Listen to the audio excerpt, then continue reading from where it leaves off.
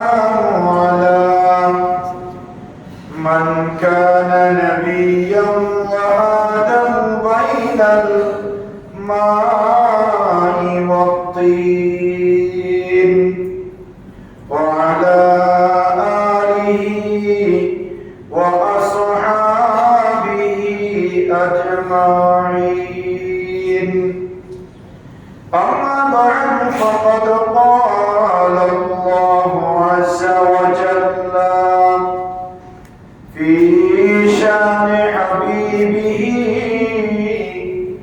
تعظيما له وتوقيرا: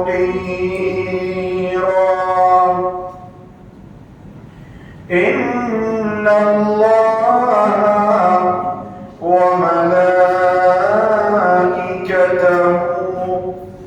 يصلون على النبي يا أيها الذين آمنوا صلوا عليه وسلموا تسليما.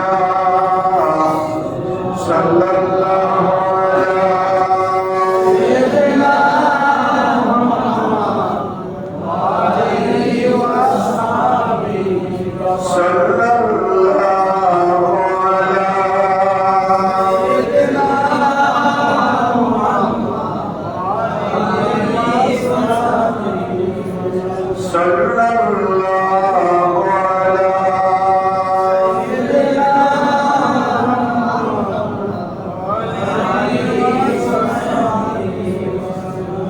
أعوذ بالله من الشيطان الرجيم. بسم الله الرحمن الرحيم. ألا إن أولياء الله لا خوف عليهم ولا هم يحزنون. صدق الله مولانا العظيم وبلغنا رسوله النبي الأمين ونحن على ذلك لمن الشاهدين والشاكرين والحمد لله رب العالمين. معزز محترم حضرات মুসল্লিয়ান ইসলাম, সম্মানিত উলামায়ে কিরাম রহমানি ওয়া রাহিমাকুমুল্লাহ, আমরা আল্লাহ সুবহানাহু ওয়া তাআলার আলিশান দরবারে লক্ষ কোটি শুকর আদায় করছি যে আল্লাহ সুবহানাহু ওয়া তাআলার অত্যন্ত দয়া এবং মেহেরবানিতে পবিত্র রবিউল সানি মাসের দ্বিতীয় জুমা নামাজে জুমার মহান লক্ষ্যে আল্লাহর মসজিদে আসার বসার সবাই একত্রিত হয়ে সালাম ইয়ারস করার সুযোগ আর তৌফিক যে আল্লাহ আমাদেরকে দান করেছেন তার দরবারে করছি আলহামদুলিল্লাহ। আর লক্ষ দরুদ ও সালামের হাদিয়া গ্রহণ করছি সোনার মদিনায় কামলিওয়ালা নবী, নুরুন নবী, হায়াতুন নবী, ইমামুল আম্বিয়া নবী, সমস্ত নবীদের নবী মুহাম্মদুর রাসূলুল্লাহ সাল্লাল্লাহু আলাইহি ওয়াসাল্লামের নূরি দরবার সোনার মদিনায় উচ্চ আওয়াজে আরেকবার পড়ছি আলহামদুলিল্লাহ। মুহতারাম হাজির, গত কয়েক জুমা ধরে আমরা কোরআন এবং সুন্নাহর আলোকে আমাদের নবীর আজমত, শান এবং শওকত সম্পর্কে আমরা আলোচনা শুনেছিলাম। একই ধারাবাহিকতা আজকে কোরআন কারীমের সূরা ইউনূস শরীফের ৬২ নম্বর আয়াতে কারিমা শরীফ তেলাওয়াত করেছি। এই আয়াতে কারিমার আলোকে এই পৃথিবীর জমিনে আল্লাহর ওলির কি প্রয়োজনীয়তা, আউলিয়া কিরামের মাধ্যমে আমাদের কি লাভ, আউলিয়া কিরামের সুহবত পাওয়ার মাধ্যমে আমরা দুনিয়া এবং আখিরাতে কি লাভ করতে পারবো, এই বিষয়ে আমরা আলোচনা করব। যেহেতু আগামীকাল হচ্ছে ফাতিহা ইয়াজদাহু সিফাত মাহবুব সুবহানি কুতুব রব্বানি কিনজিলার নুরানি শাহবাজিলা মাকানি পীর মীর মাওলানা মুহিউদ্দিন আব্দুল কাদের জিলানী রাদিয়াল্লাহু তাআলা আনহুর মিসাল শরীফ আগামীকাল। যে আয়াতে কারিমা শরীফ আমাদের সম্মুখে তিলাওয়াত করেছি, এই আয়াতে কারিমায় আল্লাহ বলছেন, আলা সাবধান, ইন্না আউলিয়া আল্লাহি লা খাউফুন আলাইহিম ওয়া লা হুম ইয়াহজানুন। এই দুনিয়ার জমিনে যারা আমি আল্লাহর বন্ধু তাদের জন্য কোনো ভয় নাই এবং আখিরাতের জমিনে তাদের জন্য কোনো চিন্তা নাই। সুবহানাল্লাহ। এটা হচ্ছে এই আয়াতের পরিবার অনুবাদ। আলা পূর্বে তাকবীর, আল্লাহ সাবধান করেছেন, সাবধান, ইন্না নিশ্চয়। আল্লাহ রাব্বুল আলামিনের কোনো কথা বলার জন্য নিশ্চয়তা দেওয়ার প্রয়োজন নাই। অবশ্যই আমি করবো, অবশ্যই আমি দিব, অবশ্যই যাবো, এটা বান্দার জন্য। আল্লাহ যেটা বলেন সেটা হয়, যেটা বলেন সেটা করেন। আল্লাহর কথার মধ্যে কোনো পরিবর্তন নাই।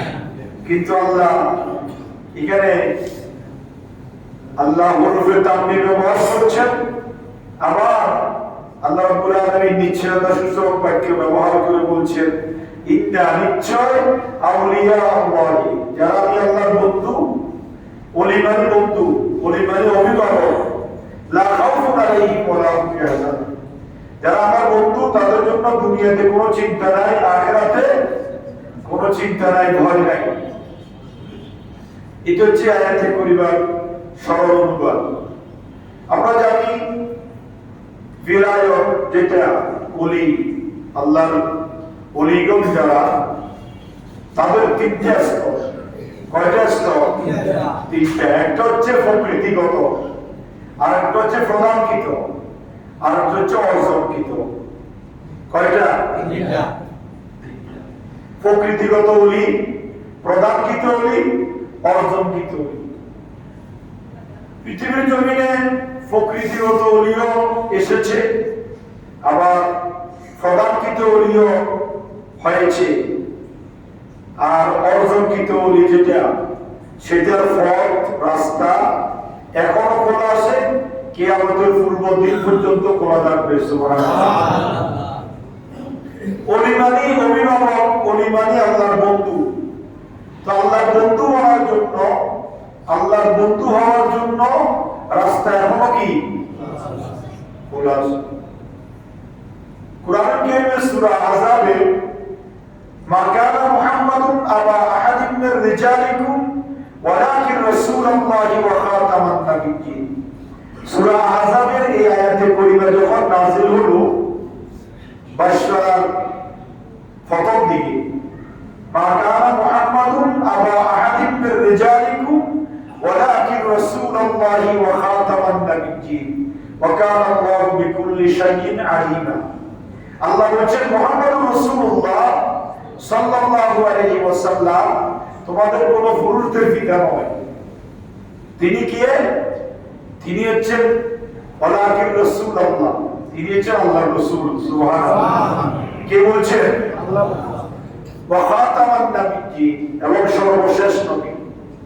আল্লাহ বলছেন মুহাম্মদুর রাসূলুল্লাহ তিনি এমন একজন নবী যাকে আমি সর্বশেষ নবী করে পৃথিবীর জমিনে প্রেরণ করেছি, যার পরে আর কোন নবী রাসূল দুনিয়ার জমিনে আসবে না। আল্লাহ রাসূল নিজে বলেছেন আনা খাতামুন নাবিয়্যিন লা নাবিয়্যা বাদি, আমি হচ্ছি সর্বশেষ নবী, আমার পরে আর কোন নবী রাসূল দুনিয়াতে। এই আয়াতে কারিমা যখন নাযিল হয়েছে, আল্লাহ নবীর চেহারা মুবারক মলিন হয়ে আছে। আল্লাহ নবীর চেহারা কি হয়ে আছে? মলিন। আল্লাহ নবীর চেহারা মলিন হওয়া, এটা আল্লাহ রাব্বুল আলামিন কি করে না? পছন্দ করে না। আল্লাহ নবীর চেহারা মলিন, এই কথা আল্লাহ রাব্বুল আলামিন আল্লাহর নবী থেকে জানতে চেয়েছেন। ইয়া রাসূলুল্লাহ, ইয়া হাবিবাল্লাহ, কারণটা কি? আপনি পেরেশান কেন? আপনার চেহারা মলিন কেন? তখন আল্লাহ নবী রাহমাতুল্লাহ আলাইহি বললেন, আদম সফিউল্লাহ থেকে ঈসা রূহুল্লাহ পর্যন্ত লক্ষ লক্ষ নবী রাসূল দুনিয়ার জমিনে এসেছে, আগমন করেছে। এক নবীর তিরোধানের পরে, এক নবীর দুনিয়ার জমিন থেকে বিদায় নেওয়ার পরে আরেক নবী কিছুদিনের মধ্যে আগমন করেছে। এক নবীর পরে আরেক নবী এসেছে, নবীগণ দ্বীনের দাওয়াত দিয়েছেন, মানুষদেরকে কোরআন সুন্নাহর দিকে আহ্বান করেছেন, সঠিক পথে মানুষকে দাবিত করেছেন। কিন্তু আমি নবী হচ্ছি সর্বশেষ নবী বলেছেন আপনি। তা আমি যদি ইন্তেকাল করি, আমি যদি দুনিয়ার জমিন থেকে পর্দা করি, তাহলে আমার এই দীর্ঘদিনের মেহনত, দীর্ঘদিনের পরিশ্রম, তাইফের জমিনে রক্তাক্ত হওয়া, কাফের মুশরিকদের নির্যাতন, এই সব কিছু উপেক্ষা করে আমি যে দিন বিধান কোরআন এবং হাদিস আমার উম্মতের জন্য রেখে যাচ্ছি, সেটা তো পরিবর্তন হয়ে যাবে। সেটা রক্ষণাবেক্ষণ করা, সেটা দেখাশোনা করা, সেই কোরআন সুন্নাহ মানুষের কর্ণকুহরে পৌঁছে দেওয়ার মতো আর কোনো মানুষ তো পৃথিবীর জমিনে থাকবে না।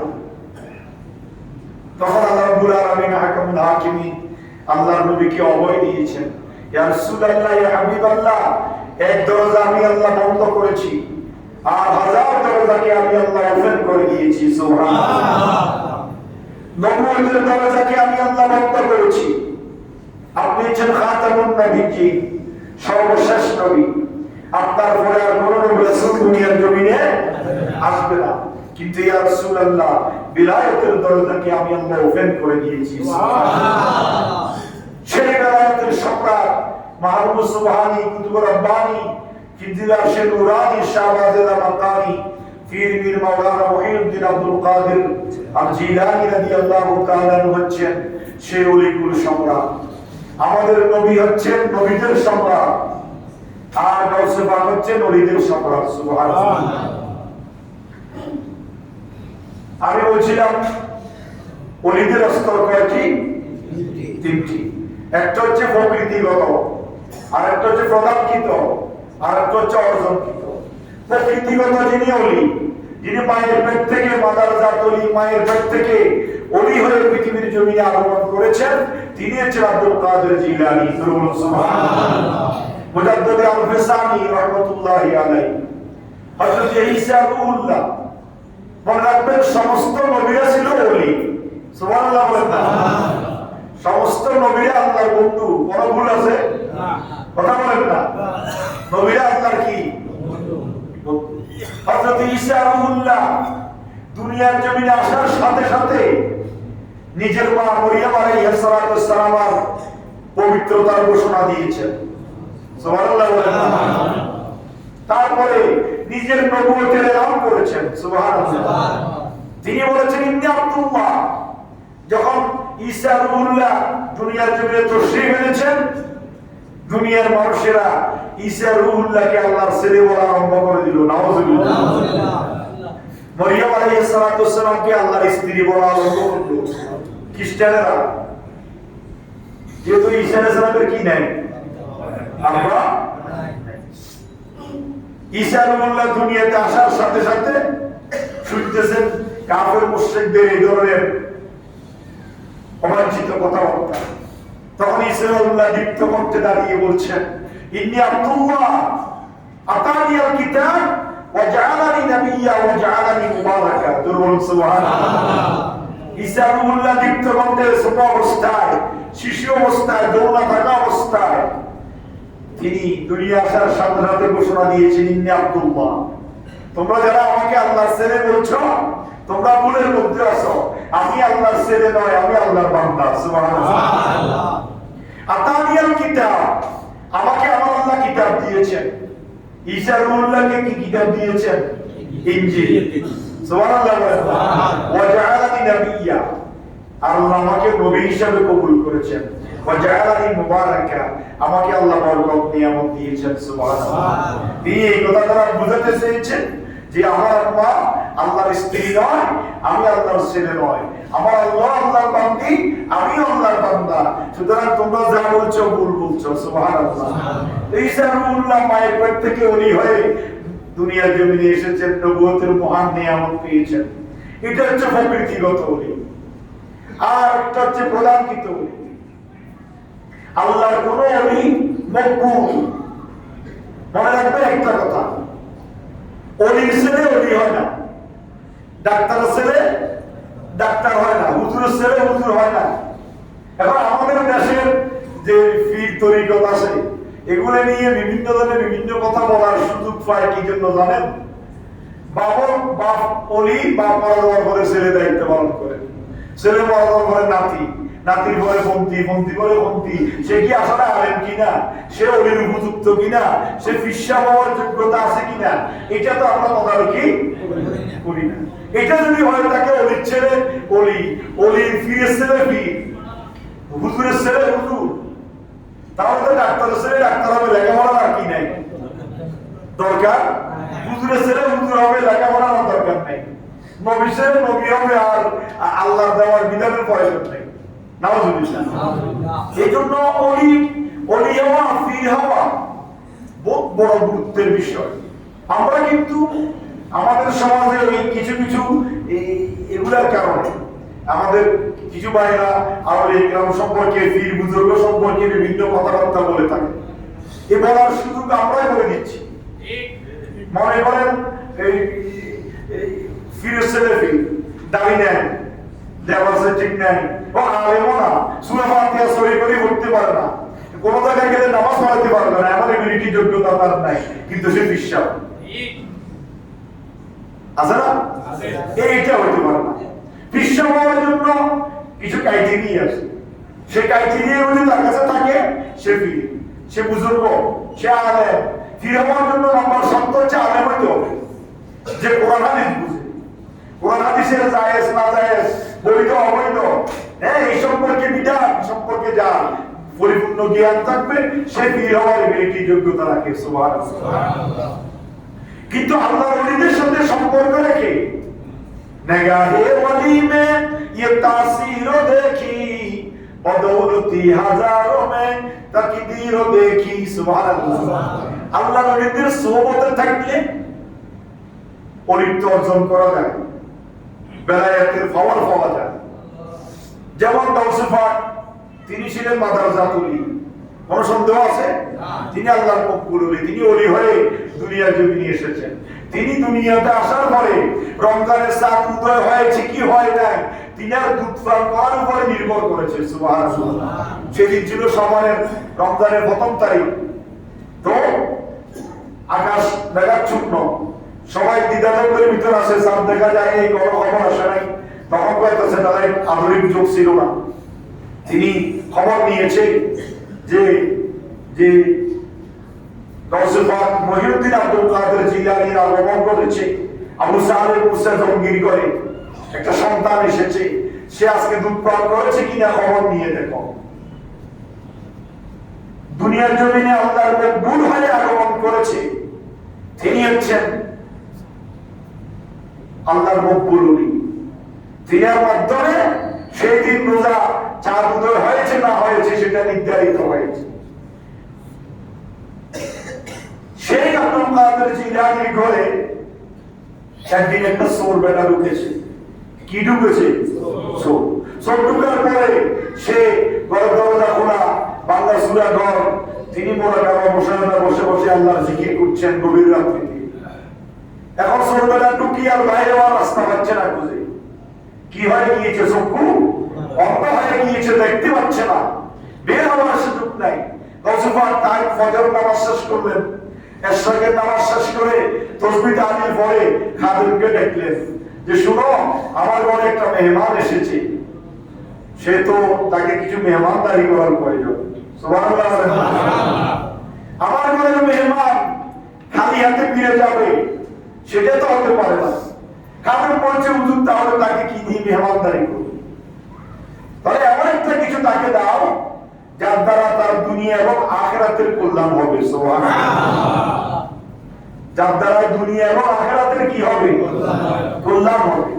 হয়তো অমুক জায়গার একটা আবদাল ইন্তেকাল করেছে, এই ব্যক্তিকে নিয়ে সেই জায়গার কুতুব বানিয়ে দাও। সুবহানাল্লাহ। তাওসিফাত এমন ফয়েজ দিলেন যে ফয়েজের কারণে তার সুরির সমস্ত কুচরিত্র তার চরিত্র থেকে দূরীভূত হয়, সে আল্লাহর ওলিতে পরিণত হয়ে গিয়েছেন। সুবহানাল্লাহ। এই জন্য সোহবত, আউলিয়া কিরামের সোহবত পাওয়া, আলেম ওলামার সোহবত পাওয়া, নেককার বুজুর্গ ব্যক্তিদের সোহবত গ্রহণ করে নিজের জীবনকে আলোকিত করা, এটা হচ্ছে নাম্বার 1 শর্ত। সুবহানাল্লাহ। এটা হচ্ছে প্রধানকৃত।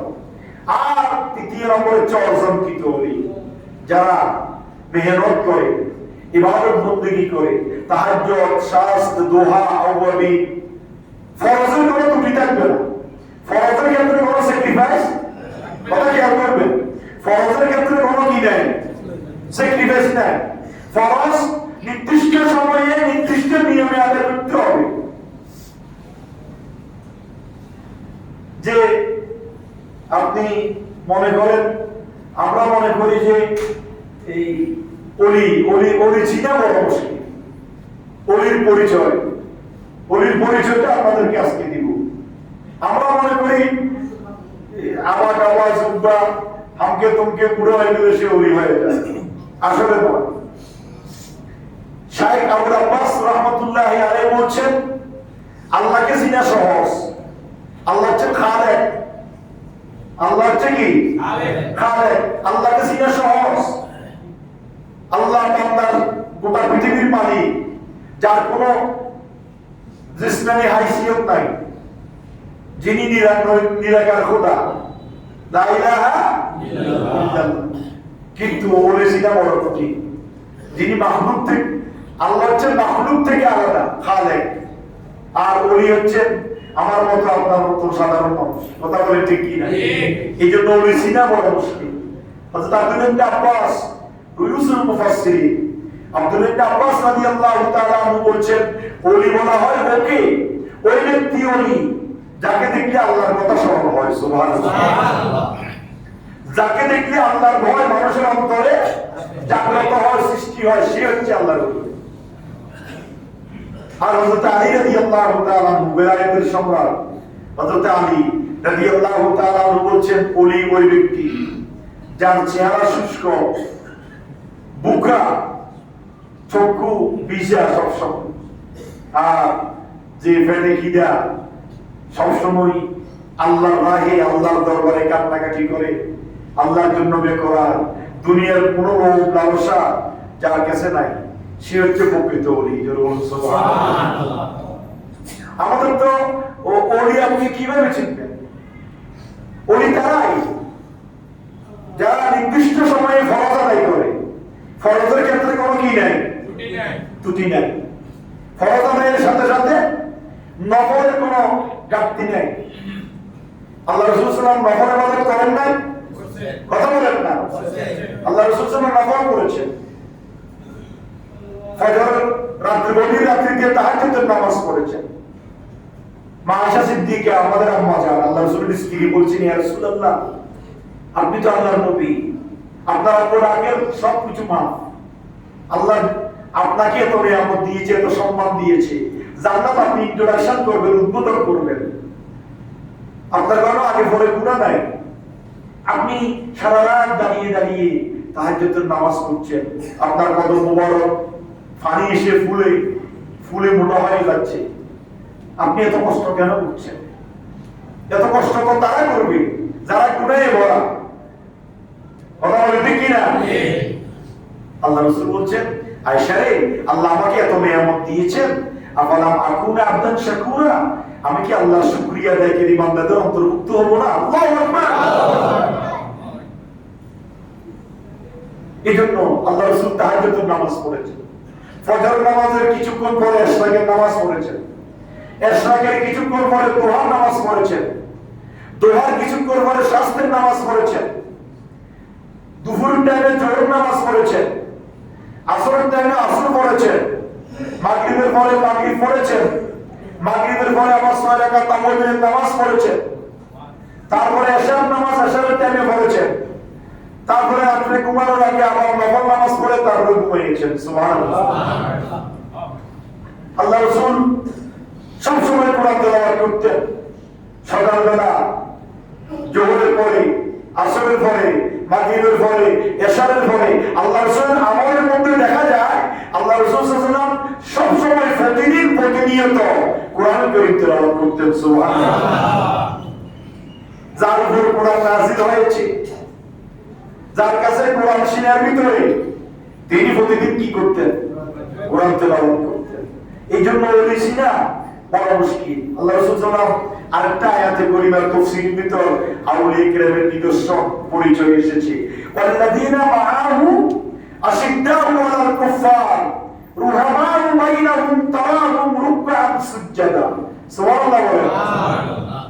ওলির পরিচয় দিয়েছেন আল্লাহ কোরআনুল কারীমের সূরা ফাতিহা 26 সূরা সূরা ফাতিহার শেষ নম্বর আয়াতে করিমা আল্লাহ রাব্বুল আলামিন বলেছেন ওলি তুমি কিভাবে চিনবে?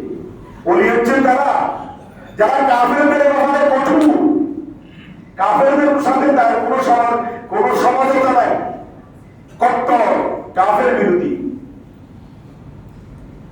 আমরা কি হতে পেরেছি?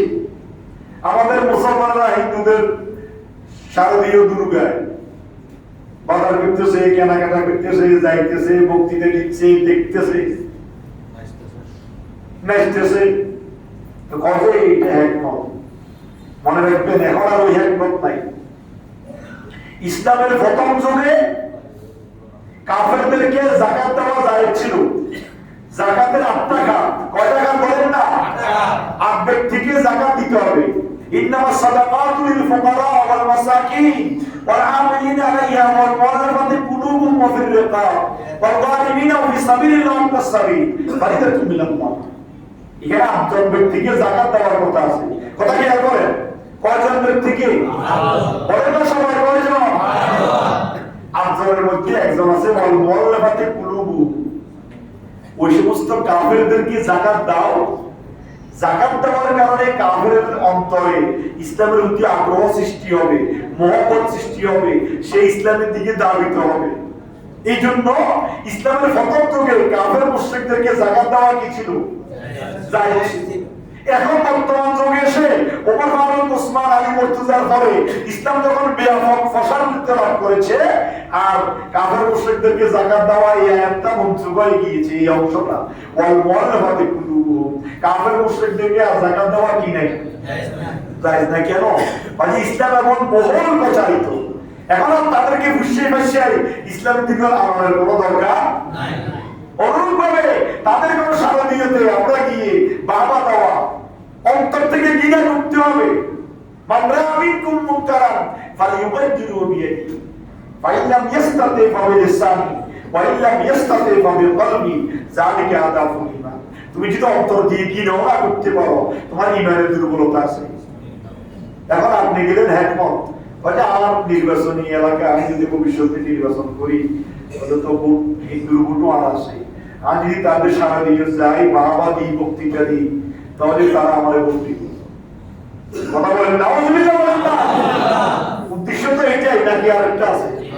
নাকি সারা দিয়ে যায় এগুলো আদায় করে ভাই কিনলে মুক্তি পারো, কিনলে মুক্তি পারায় সারা করতে গাড়ি লক্ষ লক্ষ টাকা খরচ করি, ইয়ের পূজা করার আমার করতে পারবি নগরী সেখানে না যায় আল্লাহর কথা না কর, আল্লাহর দুটি কদমে সিজদা দিয়ে ঈমান আন।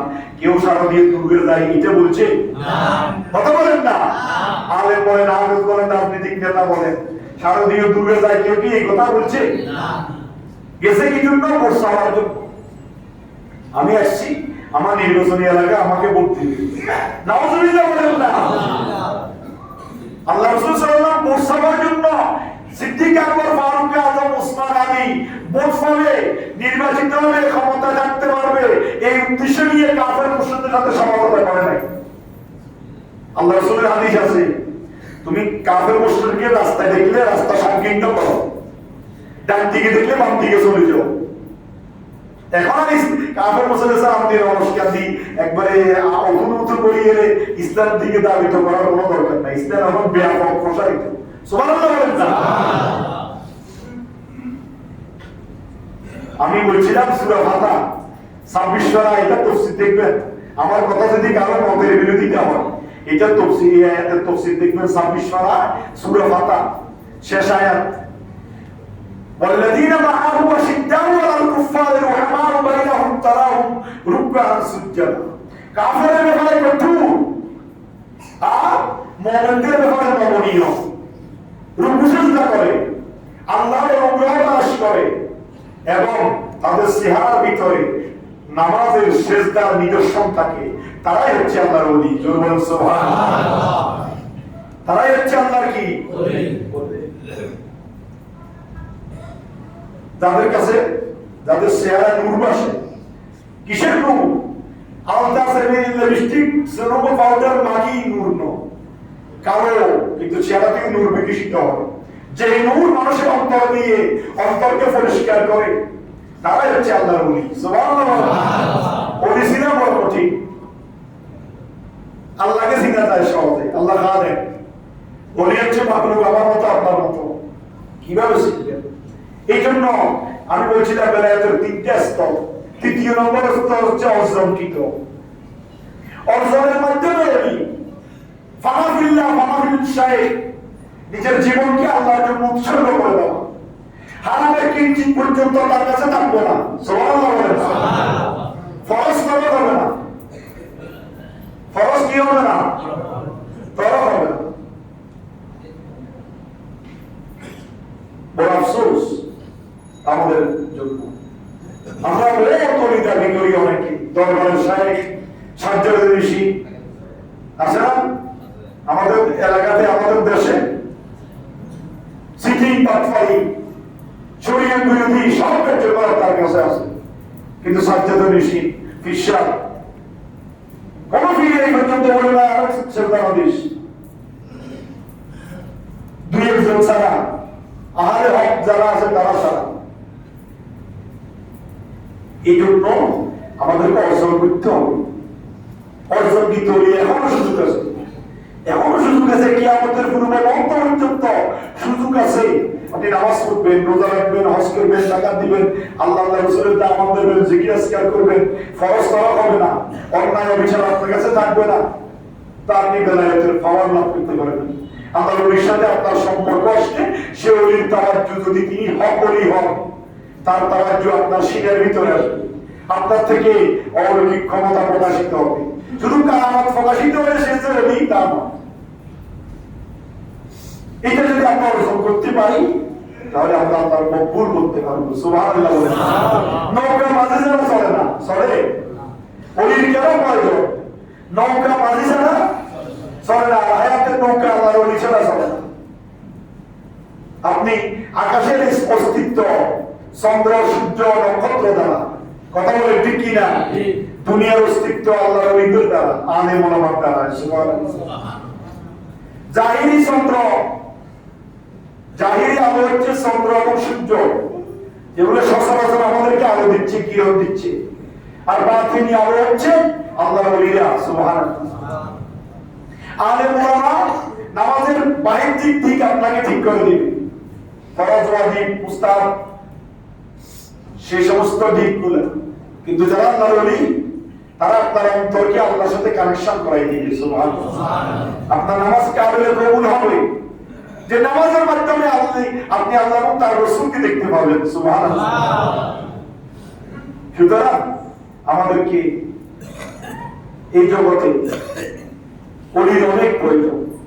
তো এই আউলিয়া কিরাম হক যারা আল্লাহর ওলি, তাদের সান্নিধ্যে যেতে হবে, তাদের সোহবতে যেতে হবে, তাদের সাথে দামান সম্পর্ক রাখতে হবে, তাদের সাথে ওজিফা গ্রহণ করতে হবে, তাদের সিলসিলা মোতাবেক আমল করতে হবে। সে আমলগুলো হতে হবে আল্লাহ এবং রাসূলের সন্তুষ্টির জন্য। সুবহানাল্লাহ। কাউকে সেজদা দিয়ে নয়, নামাজ না পড়ি নয়। যদি কোনো বিষয় বলে নামাজ লাগবে না, আমি নামাজ কেমনে পড়ি, তাহলে সে বন্ধ, তার সাথে আপনার কোনো সম্পর্ক নাই।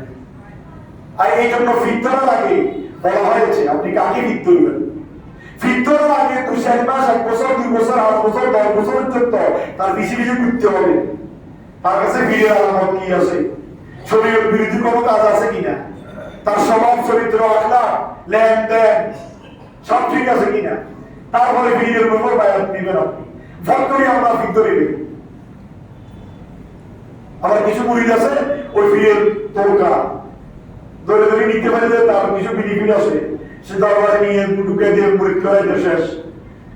মুরিদ হওয়ার আগে ফিরের বেশি বেশি করতে হবে। ফিরের আখলাক, চরিত্র, আদব কায়দা, কথাবার্তা, লেনদেন, আদান প্রদান আল্লাহ এবং রাসূলের শরীয়তের ভিতর আছে কিনা।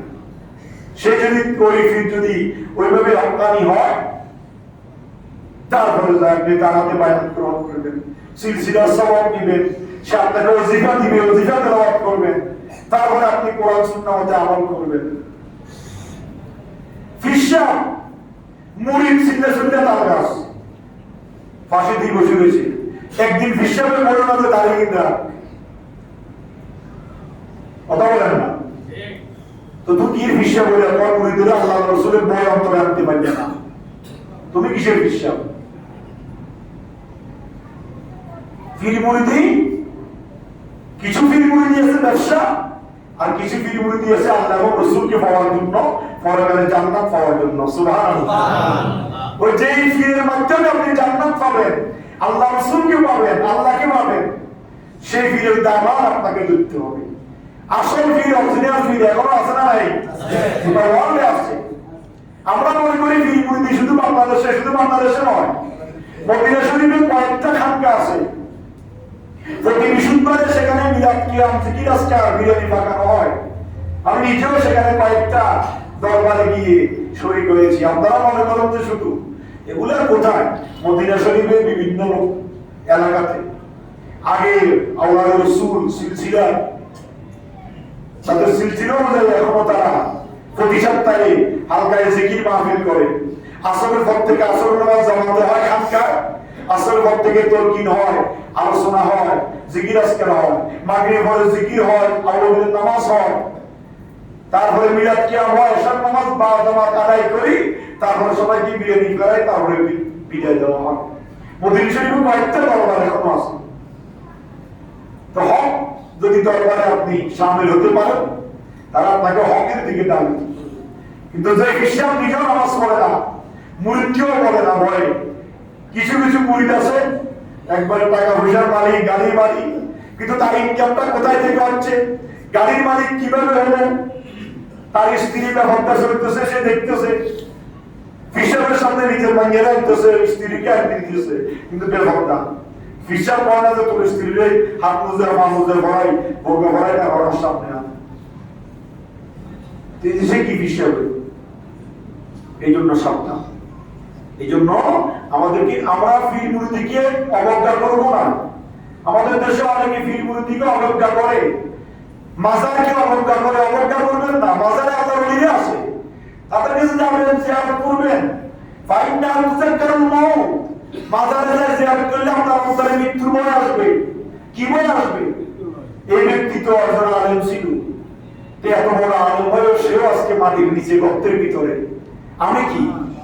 তো আমাকে তো একদিন গর্তের ভিতরে যেতে হবে, তাহলে যাওয়ার জন্য আমি একটু প্রস্তুতি এলার হই, নামাজি হই, আল্লাহওয়ালা হই, হারাম ছাড়ি দিই, হালাল গ্রহণ করি, আল্লাহকে ভয় করে রাসূলের অনুসরণ করি।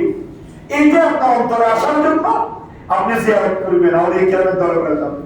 সেখানে গিয়ে শ্রদ্ধা দিবেন না, মাজারে গিয়ে টাকা পয়সা দেওয়ার কোনো দরকার নেই। মাজার আমার টাকা লাগে না, ফ্যান লাগলে কেউ কিনে দেব, লাইট লাগলে কেউ কিনে দেব, ফাঁকা করতে হলে কেউ করে দেব, এগুলো দরকার নাই। এগুলো দরকার মসজিদে, মসজিদের ফ্যান নাই, লাইট নাই, এই সমস্যা ওই সমস্যা, এগুলো মসজিদে দিবে। যেমন আমাদের মসজিদে আপনারা গত কয়েক যুগ আগে বলেছিলাম 3 তলা কাজ চলতেছে, আপনারা অনেকেই গোপন ভাবে সহযোগিতা করেছেন।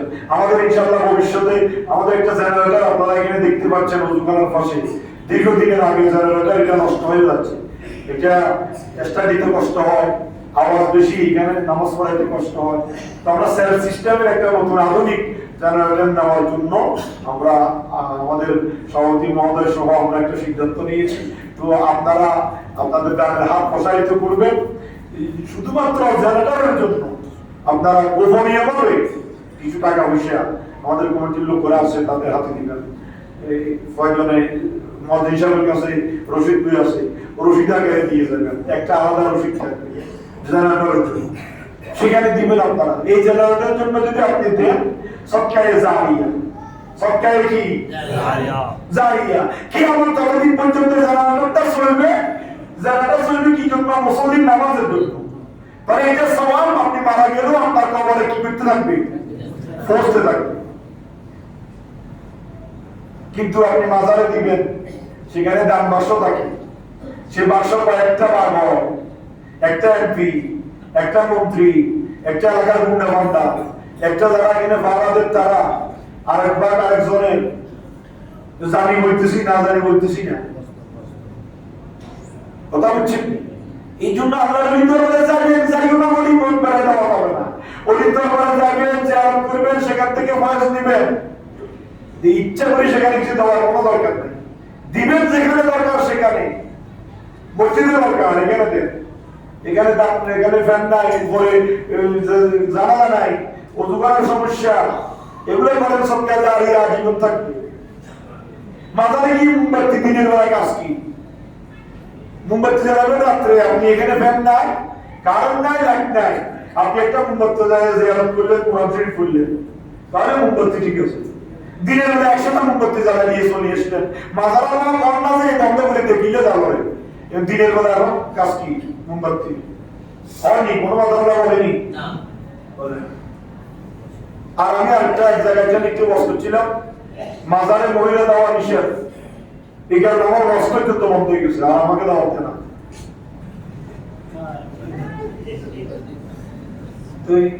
এখন কোন মাজারে কর্তৃপক্ষ বলে না যে মাজারে যাইও না, মাজারে মহিলা আসিও না, কোনো কাজ নাই। মহিলা মাজারে কাজ কি? মহিলা তো ঘরের ভিতরে থাকি, নামাজ পড়বে, কোরআন শরীফ পড়বে।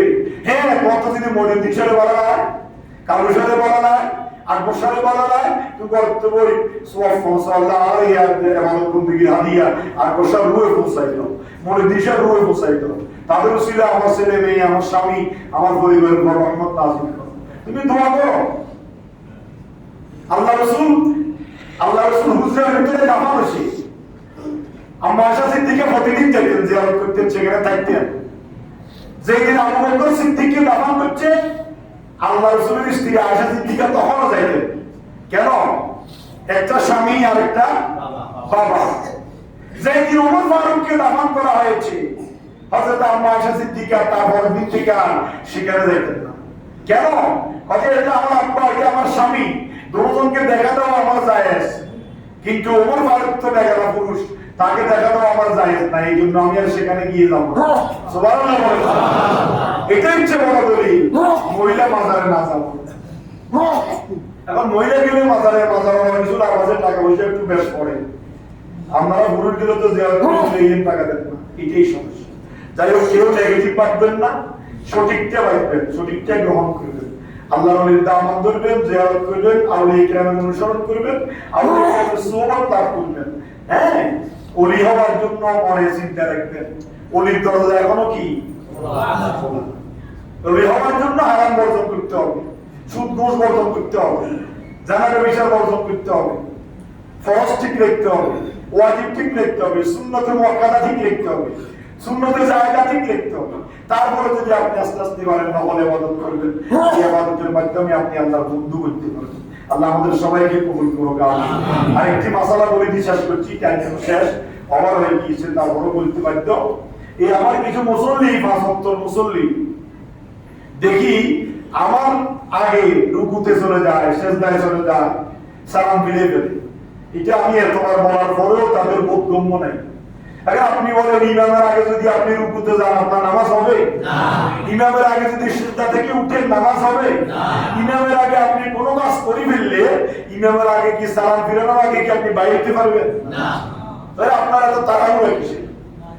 এখন ইমামের আগে আমার কিছু মুসল্লিরা রুকুতে চলে যায়, সিজদায় চলে যায়, সালাম ফিরে ফেলে। আমি ডান দিকে ফিরে বাম দিকে দেখতে আর দেখতে তসবিহ করেন, মাথা তার দিবাই। এই জন্য আমি সালামটা কি করি, এই আমি মুক্কাশে নেমে দেখছি, সালাম আলাইকুম সালাম আলাইকুম, একটা এক্সট্রা কেন টাইম দেয় না, সাথে সাথে আপনি এই টিভিতে দেখবেন হেরাম শরীফে ইমাম সাহেবের সালাম, নামাজের সালাম, একবারে দ্রুত, একবারে এক শব্দের ভিতরে সালাম শেষ করে দিয়ে সালাম আলাইকুম সালাম আলাইকুম। এখন আমি যদি সালাম আলাইকুম রহমতুল্লাহ এভাবে কাম দিতেই আরেকটা ওদিকে ছিল মুসল্লি শুরু করে দিয়েছে তসবিহ করা। প্রথম সালামটা ছোট হবে, দ্বিতীয় সালামটা কি হবে? লম্বা হবে। এখন এটা অনেক মসজিদে নাই, অনেক মসজিদে দিন একটা মসজিদে নামাজ হলে আসসালামু আলাইকুম করে কাম দিয়েছে যে এই টানের ভিতরে রয়ে গেছে, এইদিকে মুসল্লিরা ওইদিকে সিটে শেষ। এই জন্য ইমাম সাহেবের আগে যদি ইমামদের কোনো কাজ হয় তাহলে নামাজ এটা মাথায় রাখবেন। আপনি নামাজ আসছেন দৃষ্টি দেখেন, এই জন্য নামাজ জামাতে নামাজ পড়া ফরজ করা নাই, জামাতে নামাজ পড়া কি করে নাই, ফরজ করা নাই। আপনার কাজ দেখতে পারে, তাড়াহুড়ো দেখতে পারে, আপনি চলে যান, কাজ সারা আসি তারা নামাজ পড়েন। জোহরের টাইম লম্বা, আসরের টাইমও লম্বা আছে, এই এশারের টাইমও লম্বা, শুধুমাত্র মাগরিবটা টাইম কম। আপনার যদি এত তাড়াহুড়ো থাকে, আপনি কাজটা শেষ করে ধীরে স্থির ভাবে নামাজটা পড়েন। ইক্তেদা একটু বিহাজা ইক্তেদা মানে ইত্তেবা, আর ইত্তেবা মানে পড়ে, ইত্তেবা মানে আগে নাও, ইত্তেবা মানে পড়ে। পিছনে আনার নাম ইত্তেবা, সামনে আনার নাম ইত্তেবা নাও। তো আপনি পিছনে একটুলে আগে ইমাম সাহেব সালাম ফিরে নিল, আসসালামু আলাইকুম বলে শেষ, বাম দিকে শুরু করলে আপনি ডান দিকে শুরু করবেন। ইমাম সাহেব যখন বাম দিকে শুরু করবে তখন আপনি ডান দিকে ফিরাবেন। ইমাম সাহেবের বাম দিকে শেষ, তখন আপনার বাম দিক শুরু। এইটা হচ্ছে নামাজ। এই নামাজটা মেহরবানি করে ঠিক করে বলবেন, ইমামের আগে কোনো কাজ করবেন না। যা কথা বলেছি আল্লাহ আমাকে এবং সবাইকে আমল করার তৌফিক দান করুন। আসসালামু আলাইকুম।